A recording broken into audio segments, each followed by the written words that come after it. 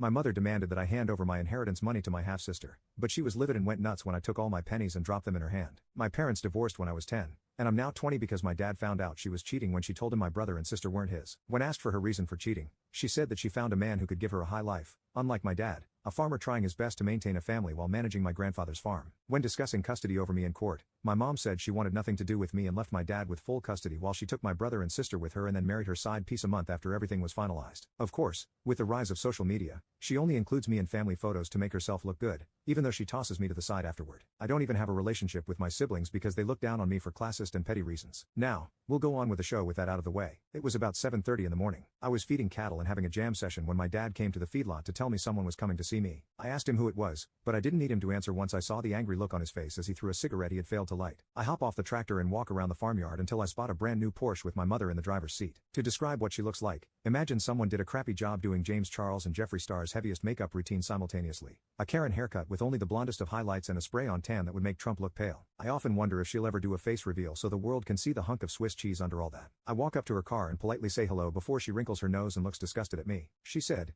"Don't you have anything better to wear, besides those filthy rags, and take that wad of chewing tobacco out of your mouth? I'm embarrassed that you're my son looking like that." I said, these are work clothes, and I was working, and I just put this chaw and it ain't even kicked in yet. What do you want? She looked me up and down with a disgusted look again before taking a deep breath and speaking. "Mother, I need to ask you a favor. It's rather important." The only thought going through my head was, she's part of a cult and needs me to be a blood sacrifice at tonight's meeting. I asked that it be. She said, "See, your sister will be graduating this year, and I think it would only be fair if you gave her the money your grandfather left you since you don't need it." I know what she's after now. My grandpa had put aside $25,000 for each grandchild that, once they turn 18, they can use for college buying a car. The only catch was you needed to either graduate high school or obtain a GED. Now, why would she want this money, you may ask? Well, I'll tell you. She had asked my grandpa after the divorce that not only should her kids, my brother, and sister, still get the money, but also he needed to beef it up a few grand. Out of spite, my grandpa took the money originally meant for them, put it all in mine, and told her only his actual grandkids could get the money. A few years later, when he passed away, my dad added some of his inheritance to it, so when I graduated,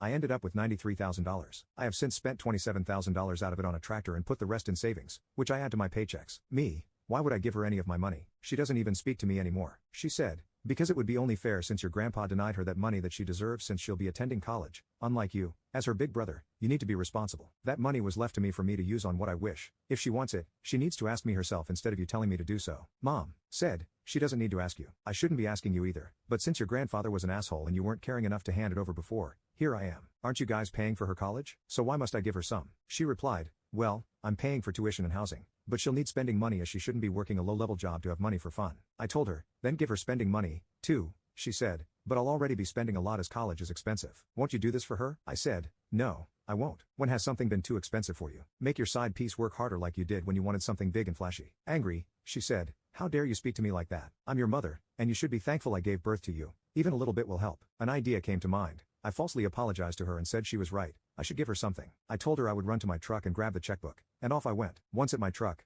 I dug through the cup holders for pennies. Every little bit helps, right? Once I've gathered 20 pennies, I walk back and tell her to hold her hand out and drop them in with a smile. "What's this?" she said. "You said a little bit could help a lot, didn't you? So I thought you could have that." She said, "This isn't what I meant. A few thousand or more of what I had in mind." She then throws the pennies at me and starts blaring the horn, screaming at the top of her lungs. I gave her what she asked for. Honestly, where's a pokeball when you need one? This one needs to be trained professionally on how to act. I'm just standing there watching her go on like this, demanding money and calling me everything under the sun. When she goes quiet, I hear my dad yell out from somewhere, "Shut the F up, you beach." Taking this moment, I look back at her and say, "You never said, thank you." Mother said, "F you, and you will give your sister what she deserves." I told her, "When you do a face reveal, I will." She told me to go F myself and sped off, and that was the end of it. That's all for this episode, folks. Until next time, remember to pick up your popcorn containers and leave the theater orderly.